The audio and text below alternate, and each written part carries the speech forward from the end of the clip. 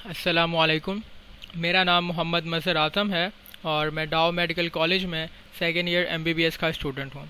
आज जो हमने टॉपिक कवर करना है दैट इज़ हम बेसिकली डिफरेंस कवर करेंगे। What is the difference between inborn और इनेट इम्यूनिटी या एक्वायर्ड और अडेप्टिव इम्यूनिटी। ये टॉपिक हमने कवर कर लिया है और एक रिवीजन हो जाएगा बिकॉज इसके बाद हम बिल्कुल सारा फोकस अपना अडेप्टिव इम्यूनिटी पर रखेंगे। तो चलें उससे पहले ये रिवीजन कर लेते हैं ताकि सब कुछ क्लियर हो जाए। कह रहे हैं जो इम्यूनिटी होती है उसकी दो बेसिक टाइप्स हैं, एक इनेट इम्यूनिटी है और एक्वायर्ड इम्यूनिटी। तो बेसिक टाइप्स दो हैं, वो है इनेट इम्यूनिटी और एक्वायर्ड इम्यूनिटी। इनेट इम्यूनिटी जो होती है उसको हम आपकी इनबॉर्न इम्यूनिटी भी कहते हैं। इनबॉर्न इम्यूनिटी उसे क्यों कहते हैं? बिकॉज जैसे कोई बच्चा पैदा होता है ना, उसके अंदर ये पहले से ही उसकी पैदाइश के साथ ही मौजूद होती है और जो चीज़ पैदाइश के साथ मौजूद हो उसको आप इनबॉर्न कहते हो। इनबॉर्न इम्यूनिटी या इनेट इम्यूनिटी वो इम्यूनिटी है जो पैदाइश के साथ ही हर बच्चे में पैदा होती है, मौजूद होती है। ये नहीं कि कोई खान साहब का कोई एक बड़ा साहबजादा है वो पैदा हुआ है और उसके साथ इनबॉर्न इम्यूनिटी है और गरीब के बच्चे में नहीं है, ऐसा नहीं है। दोनों में उनकी जो इनबॉर्न इम्यूनिटी होती है वो ऑलरेडी मौजूद होती है और इक्वल होती है। ऐसा नहीं है कि एक की स्किन कोई ख़तरनाक सी होगी मोटी वाली शेर की तरह और एक की पतली होगी, ऐसा भी कुछ नहीं है।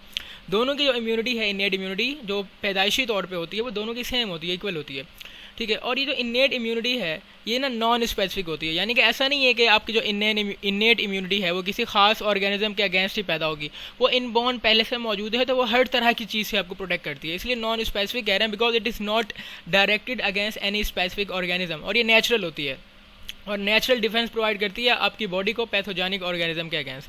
तो इनेट इम्यूनिटी एक तो ये पैदाइश के साथ इनबॉर्न होती है और इसके साथ साथ ये हर बच्चे में मौजूद होती है। तो हम कह सकते हैं कि जो बच्चा पैदा होता है ना उसका एक जीन का मेकअप होता है, उसकी जीन्स होती हैं जो उसकी पूरी बॉडी को बनाती हैं। तो ये जो इनेट इम्यूनिटी है ना वो आपके जेनेटिक मेकअप में शामिल होती है, यानी कि जो जीन्स मिलती हैं, अरेंज होती हैं और आपकी बॉडी को बनाती हैं, उस वक्त से ये इम्यूनिटी आपके साथ साथ होती है, ठीक हो गया।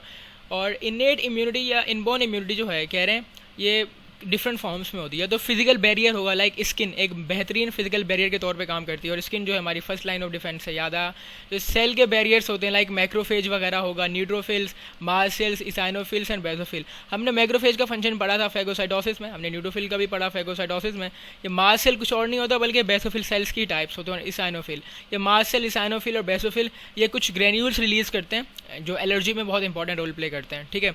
जो बायोकेमिकल बैरियर्स होते हैं, कुछ केमिकल्स होते हैं जो आपको इनेट इम्यूनिटी प्रोवाइड करते हैं, जिसमें आपका स्लाइवा वगैरह आ जाता है, ठीक है, HCl वगैरह, गैस्ट्रिक जूस। और इसके साथ साथ कुछ आपकी बॉडी साइटोकाइंस रिलीज करती है, इंटरफेरोन और इंटरल्यूकिन्स। जो साइटोकाइंस है, इंटरफेरोन्स और इंटरल्यूकिन्स हैं। साइटोकाइंस और जो इंटरफेरोन है ये आपके मैक्रोफेज भी रिलीज़ करते हैं और इंटरल्यूकिन भी मैक्रोफेज रिलीज़ करते हैं, ठीक है। इंटरल्यूकिन 1 होती है खास तौर पर, इंटरल्यूकिन 6 होती है। इंटरल्यूकिन 1 जो है बहुत इंपॉर्टेंट है, वो फीवर कराती है। इंटरल्यूकिन 6 का भी फीवर में रोल है। इंटरफेरोन जो है उस वक्त एक सेल भी रिलीज़ करता है, नॉर्मल सेल, जब उसके ऊपर किसी वायरस ने इफेक्ट किया हो। जब वायरस उसको इन्फेक्ट करता है एक सेल को तो सेल इंटरफेरोन रिलीज़ करता है। इंटरफेरोन जाके इस सेल के जो प्रोटीन्स बन रहे होते हैं ना उसे रोक देता है। इसके साथ साथ जो आपका साइटोकाइंस हैं ये आपके मैक्रोफेज रिलीज़ करते हैं और इससे क्या होता है कि ये डिफरेंट इम्यून सेल्स को एक्टिव कराते हैं। कह रहे हैं ये जो इम्यूनिटी होती है इनबॉर्न वाली ये आपके जेनेटिक मेकअप में शामिल होती है। सो आपकी ये पैदाइश से आपके इन्फेक्शन से पहले ही मौजूद होती है। आपको इन्फेक्शन हुआ नहीं है बट ये इम्यूनिटी ऑलरेडी तैयार बैठी है कि कोई चीज़ हमला करने आए तो ये आपको प्रोटेक्ट करे, ठीक है।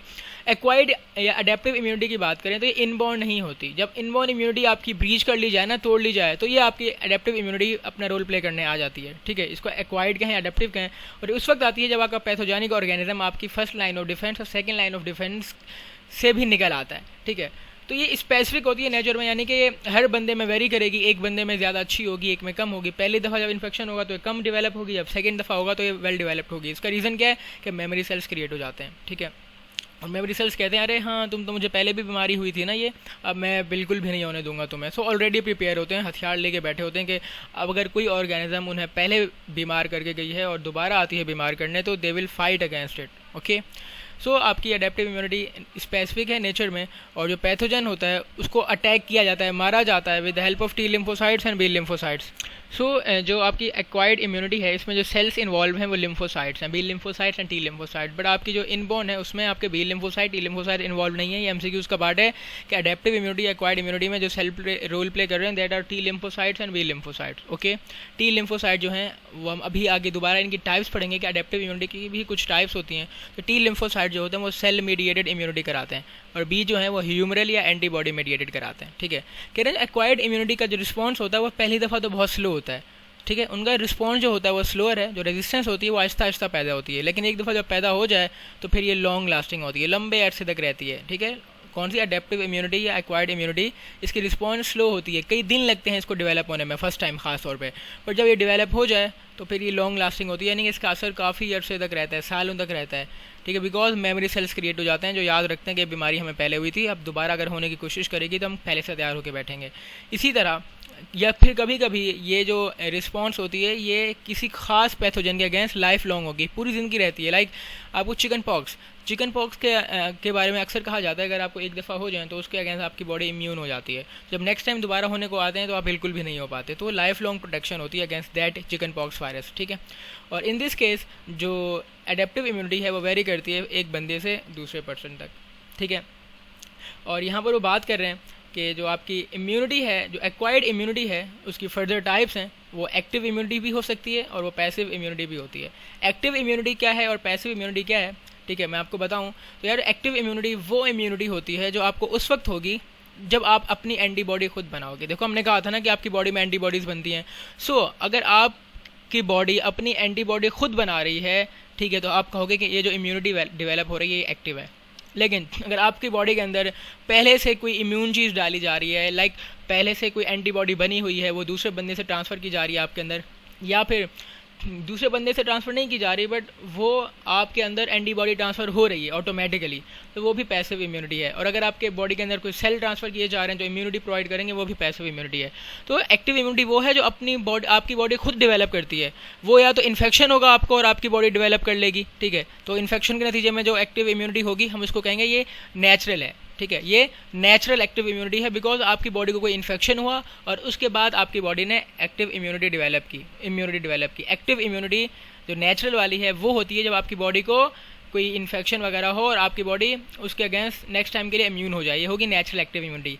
तो पैसिव, इसी तरह जो नेचुरल एक्टिव इम्यूनिटी होती है तो है, लेकिन एक होती है पैसिव एक्टिव इम्यूनिटी। ठीक है, पैसिव एक्टिव इम्यूनिटी जो होती है आपकी एक्टिव इम्यूनिटी बट पैसिव वाली, वो कैसे होती है यार? पैसिव एक्टिव इम्यूनिटी ऐसी इम्यूनिटी होती है कि आपकी बॉडी के अंदर ना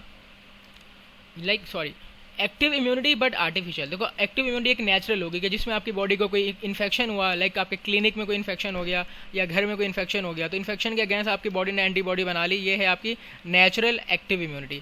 एक होती है artificial active immunity. Artificial active immunity ये होती है कि आप जो वैक्सीन्स लगाते हो ना, तो इस वैक्सीन के नतीजे में आपकी बॉडी क्या हो जाती है, इम्यून हो जाती है। तो वैक्सीन दरअसल होता क्या है, मैं इंशाल्लाह इसको नीचे डिस्कस करूँगा, बट वैक्सीन दरअसल आप कहते हो ना कि वैक्सीन को इलाज नहीं होता। वैक्सीन में जो चीज़ शामिल होती है ना, वो आपके जो डिजीज़ कॉजिंग ऑर्गेनिजम्स होते हैं ना, जो माइक्रो ऑर्गेनिज्म आपको डिजीज़ करते हैं, ये उनके कोई या तो बॉडी पार्ट्स मौजूद होते हैं जो आप लाइक उनके जो एंटीजेंट्स होते हैं ख़ास तौर पे जो आपको बीमार कराते थे पहले, वो यहाँ डाले जाते हैं, या फिर उस ऑर्गेनिज्म को ही डाल दिया जाता है। ठीक है, या फिर उस ऑर्गेनिज्म को पहले मारा जाता है और फिर आपकी बॉडी में ट्रांसफ़र किया जाता है। तो ये सब कुछ किया जाता है। अरे आप एंटीजन ट्रांसफ़र कर रहे हो, ऑर्गेनिज्म को ट्रांसफ़र कर रहे हो, कभी कभी लाइव एटीन्यूएटेड वाली को भी ट्रांसफ़र कर रहे हो, तो आपको बीमारी नहीं होगी। होती भी है तो बहुत कम होती है, इतनी असर नहीं होता, बिकॉज लाइव एटीन्यूएटेड का मतलब है कि ऑर्गेनिज्म जिंदा तो है बट उसके अंदर जो डिजीज़ कॉज करने वाली सारी बातें थी ना, वो सारी ख़त्म कर दी गई हैं। कहते हैं ना साम डस तो रहा है बट उसका जहर निकाल लिया गया है। तो जो लाइव एटीन्यूएटेड है वो भी इसी तरह डसने वाले साम की तरह होता है, जिसका जहर निकाल दिया जाता है, जिसका असर निकाल दिया जाता है। तो लाइव एटीन्यूएटेड वैक्सीन वो वैक्सीन होती है जिसमें ऑर्गेनिज्म जो डिजीज़ करती है वो है तो सही, पर उसकी जो डिजीज़ करने की एबिलिटी है वो निकाल ली गई है। हाँ, उसके एंटीजन ज़रूर मौजूद हैं, तो आपकी बॉडी समझेगी कि ये डिजीज़ करने आ रही है, बट वो डिजीज़ करने नहीं आ रही। ठीक है, आपको डिजीज़ कॉज नहीं करेगी, लेकिन आपकी बॉडी तो समझेगी डिजीज़ करना है इसने, तो आपकी बॉडी उसके अगेंस्ट एंटीबॉडी बना लेगी। या कोई मरी हुई चीज़ डालोगे तो ऑब्वियसली बात है वो कोई बीमारी नहीं करेगी। हाँ, उसके एंटीजन तो मौजूद होंगे, तो एंटीजन जब मौजूद होंगे उसके सेल सरफेस मार्कर ज़रूर मौजूद होंगे। जब सेल सरफेस मार्कर ज़रूर मौजूद होंगे तो आपकी बॉडी उसके अगेंस्ट एंटीबॉडी बना लेगी। इसी तरह कोई एक प्योर वैक्सीन भी होती है, यानी कि आप एंटीजन सिर्फ यूज़ करते हो और आप कोई ऑर्गेनिज्म नहीं डालते, बस ऑर्गेनिज्म का वो पार्ट जो एंटीजन के तौर पे काम करता है वो बॉडी में डाल देते हो। ये आपको बीमारी नहीं करेगा, बट हाँ उसके अगेंस्ट एंटीबॉडी ज़रूर बनेगी। ये थी सारी एक्टिव इम्यूनिटी के जिसमें जो या तो ऑर्गेनिज्म ट्रांसफ़र किया जा रहा है या कोई इन्फेक्शन ऑर्गेनिज्म कर रहा है आपको और उसके नतीजे में आप एंटीबॉडी खुद बना लो। एक होती है पैसिव इम्यूनिटी, जिसमें आपकी बॉडी के अंदर अगर एक बच्चा पैदा हुआ है तो उसकी माँ के ब्रेस्ट मिल्क के ज़रिए या उस जब वो पेट के अंदर होता है तो प्लेसेंटा के ज़रिए एंटीबॉडीज़ ट्रांसफ़र हो जाती हैं। लाइक बच्चा अभी पेट में ही है, कोई प्रेग्नेंट वेमेन है और उसने एंटीबॉडीज़ ट्रांसफ़र कर दी हैं एक बच्चे में प्लेसेंटा के थ्रू, तो वो इम्यूनिटी होगी पैसिव। लेकिन पैसिव तो होगी तो नेचुरली हो रही है ना, कोई बंदा ऐसा नहीं है ना कि माँ के पेट से हाथ में उठा के वो लाइक बच्चे में ट्रांसफ़र कर रहे हैं, ऐसा कुछ भी नहीं हो रहा। सो जो पैसिव इम्यूनिटी है और नेचुरल वाली होगी, पैसिव की नेचुरल वाली टाइप वो है जो ऑटोमेटिकली हो रही है ब्रेस्ट मिल्क के ज़रिए, बिकॉज जो बच्चा मिल्क पीता है माँ का अक्सर एंटीबॉडीज़ वहाँ से भी ट्रांसफ़र हो जाती हैं और प्लेसेंटा के ज़रिए भी ट्रांसफ़र होती हैं। इसके साथ साथ आर्टिफिशियल वाली पैसिव क्या होगी यार? आर्टिफिशियल वाली पैसिव ये होगी कि अभी आपने कोरोना का टाइम चल रहा था तो आपने सुना था कि लोग कह रहे थे कि प्लाज्मा डोनेट करो, प्लाज्मा डोनेट करो। जो प्लाज्मा डोनेट करते हो ना उसमें एंटीबॉडीज़ पहले से मौजूद होती हैं। तो जो इम्यून सीरम है ना, यानी कि ऐसा सीरम, ऐसा प्लाज्मा जो पहले से उसके अंदर इम्यून सेल्स मौजूद हों, ठीक है, एंटीबॉडीज़ मौजूद हों, वो डाल दो, या इम्यून सेल डाल दो फ्रॉम इंडिविजुअल और अदर ऑर्गेनिज्म, या फिर एक ऑर्गेनिज्म से लेके दूसरे ऑर्गेनिज्म में कोई एंटीबॉडी ट्रांसफ़र कर दो, या इम्यून सेल ट्रांसफ़र कर दो, या प्लाज्मा ट्रांसफ़र कर दो। जो प्लाज्मा ट्रांसफ़र करोगे या इम्यून सेल ट्रांसफ़र करोगे या एंटीबॉडीज़ ट्रांसफ़र करोगे एक बॉडी से दूसरी बॉडी में, एक पर्सन से दूसरे पर्सन में, और चाहे आप घोड़े से डाल दो इंसान में, तो या दूसरी ऑर्गेनिज्म से एक ऑर्गेनिज्म में ट्रांसफ़र कर रहे हो, तो ये जो इम्यूनिटी होगी ये पैसिव तो होगी बिकॉज एंटीबॉडी ट्रांसफ़र हो रही है, बट ये आर्टिफिशियल होगी, ये नेचुरल नहीं होगी। ठीक है, तो इंशाल्लाह नेक्स्ट वीडियो में हम इसको बहुत डिटेल में डिस्कस करेंगे। मैंने सारा ओवरव्यू दे दिया है आपको, इंशाल्लाह नेक्स्ट टाइम इसमें कोई मसला ही नहीं होगा नेचुरल इम्यूनिटी में और एक्टिव और पैसिव इम्यूनिटी में। ठीक है, तो नेक्स्ट टाइम इंशाल्लाह हम उसको रीड करेंगे। मिलते हैं नेक्स्ट वीडियो में, तब तक के लिए अल्लाह हाफ़िज़।